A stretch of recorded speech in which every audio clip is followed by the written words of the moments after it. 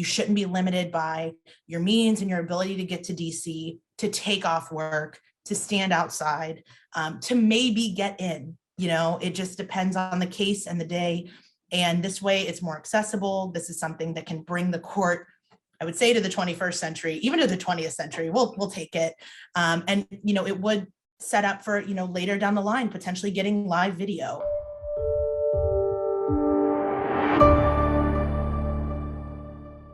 I'm Justin Silverman of the New England First Amendment Coalition. For those looking to research public records, whether you're a novice requester or a seasoned reporter, NEFAC now has a new multimedia guide to freedom of information laws. This new guide features commonly asked questions about public record laws in all New England states. It has video tutorials on public records, interviews with open government experts, and helpful tips from journalists and attorneys. Our guide even has an FOI legislation tracker and links to important case law, among many other resources. So, want to know more about your public records law? Go to nefac.org and click on FOI Guide to start learning. I'm here today with Melissa Wasser, Policy Counsel for the Project on Government Oversight in Washington, D.C. Melissa, thanks for joining us. Thanks so much for having me, Justin. Melissa, you and your colleagues recently sent a letter to the U.S. Supreme Court asking for permanent live audio streaming of its proceedings. More than 80 organizations, including us at NEFAC, signed this letter in support of that request. Before we get to the details of that letter, can you first provide us some Supreme Court history when it comes to public accessibility? What kind of access do we have to the court, and when, if ever, has audio or video recording been allowed? Yeah, absolutely. And thanks so much for having me. And thanks for signing on again. We really appreciate all the support.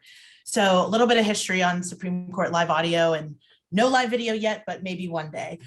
So normally the Supreme Court has been open to the public.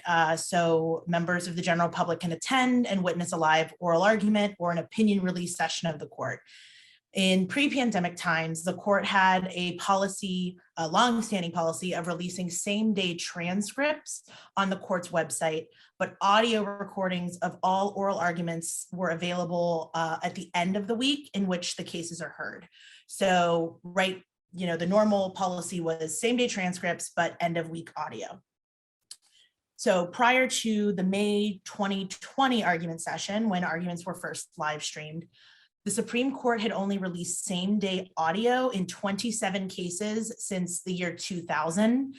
The most recent before they started live streaming was in 2018 with the travel ban case of Trump v. Hawaii.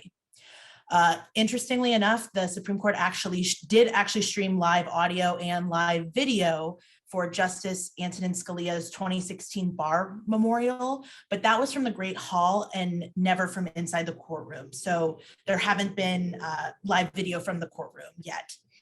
So without that access, what the public was really limited to is traveling down to Washington, D.C., waiting outside for hours, potentially overnight, and just hoping they get into the courtroom to hear the case. I can attest, I have done this many times. I once waited 5 days back in 2013 to hear United States versus Windsor, the DOMA case. And so basically what it means is getting into court to hear the case depends on your ability and your means to travel, which means this access is really needed because the court isn't actually accessible to most Americans. And then due to COVID-19, the court building was closed to the public. And like everyone else working, they had to shift to these remote operations, which then included live streaming audio starting in May of 2020.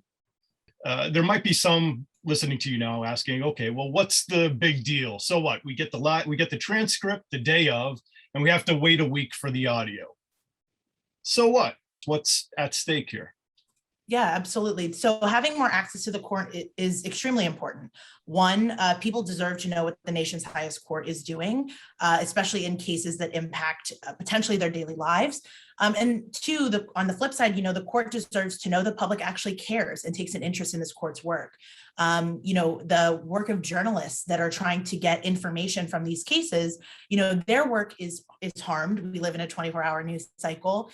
We always want to hear the latest, greatest thing. It would be really nice if reporters who cover the court could have that information contemporaneously. We've heard arguments for years from the justices that have said pretty much the same thing. Like, why is this a big deal? People don't care. People aren't interested, or we don't even do that much at oral argument. The case has already pretty much been decided after the briefs have been submitted.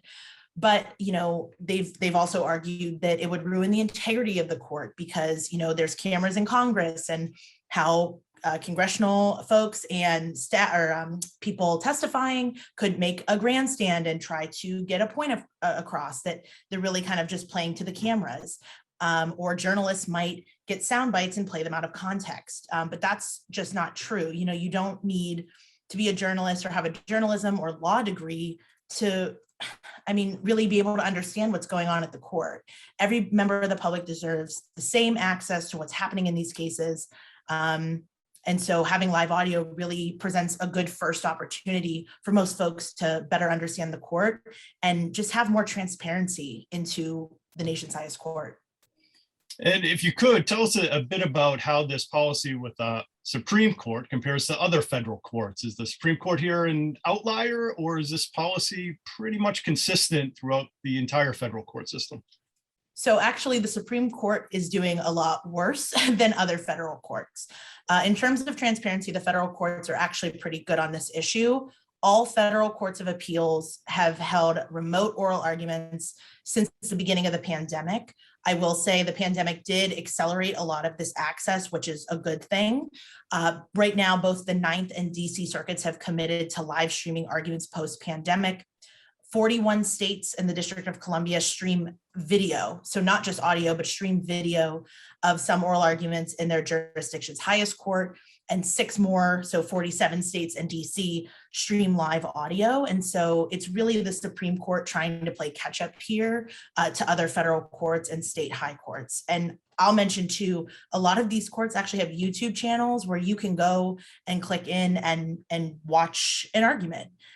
We saw the public interest when it came to the election lawsuits in 2020, having to log on to a phone line that is supposed to hold thousands of people that fails. Having a streaming audio on YouTube or on a publicly accessible site through the court's website is really the best way to get this done. So now let's get back to your letter, the letter that was drafted by POGO, sent on behalf of now 80 plus organizations. What were the specific arguments that you made in that letter? What did the request look like? And ideally, what is the results that we're looking for? The main result and the main ask that we're asking the court to do is to ensure that there's permanent live audio coming from the court in all oral arguments on a permanent basis. And when we want, providing this access, that means making sure it's accessible for all. So making sure that we have real-time live transcription, American Sign Language interpretation to get this information out to the most amount of folks. So we asked the court that they commit to providing this live audio permanently. And over the past year and a half, since May of 2020, we have been receiving live audio from the court because the court was closed to the public. And in terms of public access, we need to make sure that, all members of the public are still able to access, court documents and oral arguments and potential opinion releases. Since federal courts were closed and journalists really couldn't go to the court, members of the public couldn't go to the court, we had to figure out an alternative way of, having that access. So once the Supreme Court did live audio in May of 2020, I decided to start tracking that audio stream from multiple cases, just to see, would people tune into this? Would people listen live? Would they listen after the fact? And then how many, there were some large cases. We dealt with President Trump's taxes, faithless electors. And so I wanted to see, once we had all the data in front of us, where that would go. And last year, after that was a success, I believe the May 2020 argument session, which were 10 cases, hit over 1 million streams. So at my prior organization, the Reporters Committee for Freedom of the Press, I also led a letter to try and get the entire term upcoming while the court building was closed to get that live audio access. They kept updating that on a monthly basis, which I understand due to the nature of the pandemic, circumstances are always changing. They want to make sure that they're covered, but they weren't in the courtroom. And they were providing live telephonic streams, which were given to C-SPAN, the media pool at the court, and being streamed online instantaneously, which was great. But now we know now that the court is going to be back in session. And so figuring out last year, okay, this happened around September, we should try to renew this effort, and let's try to get a lot of groups on: media, civil society, disability rights advocates, government transparency groups, and really widen that net of showing them who cares truly about this access at the court. So I think now what we have is we have a year and a half of data, and we wanted to have an opportunity to get that data out into the world. You know, it was just a very internal Google Doc that I was tracking numbers on, and thought, you know, hey, I'm a Supreme Court nerd. I, you know, love hearing about the court and learning about the court's history. And so I think this is really important, especially since there were only 27 times when it was same day audio. They still wouldn't, you know, even consider live audio. It was really hard to even get them to do same day audio. So once we track the streams, and we have a database on our website on pogo.org that shows all of the streams, they have now been approaching 3 million between May 2020 and then the entire term last year for the court. You know, when you realize 50 to 100 members of the general public can get into the court on a good day when the court is open, hearing that 3 million streams have happened is just such a win for public access and such a win for Supreme Court access. And so, you know, we decided to ask the court, listen, make this positive change, make this permanent, and show people that you really embrace transparency. I think that's the main point I want to, you know, hit home is every member of the public deserves the same access to what's happening before the court.